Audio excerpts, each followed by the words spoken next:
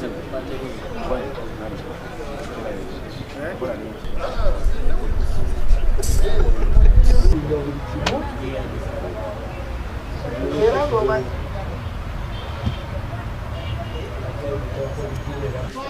and foremost, we welcome them.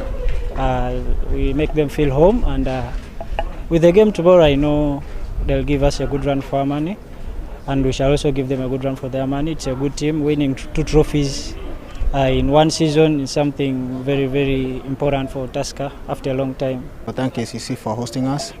And on tomorrow's match, we expect KCC to give us a preparation for our coming Champions League.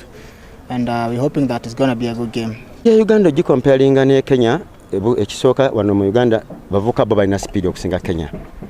Olwokuba ne size bwesene nyonga bana Kenya. So nga bana Kenya bali aggressive nnyo ate bakozesa maanyi mangi nnyo.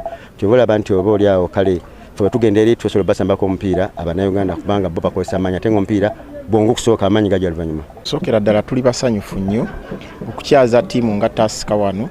Ttiimu erina ebyafaayo ewangudde ebikopo 2. Nsuubira we banaaviira wano mukisa guno Katonda yagutuwadde, mukisa guyaba okuwangula ebikopo 2 naffe tusuubira ajja bituwa omwaka guno kuba bajjidde ddala we tuli. Tugenda bayigako ebintu bingi kuba bagenda kukiika ate naffe tugenda kukiika.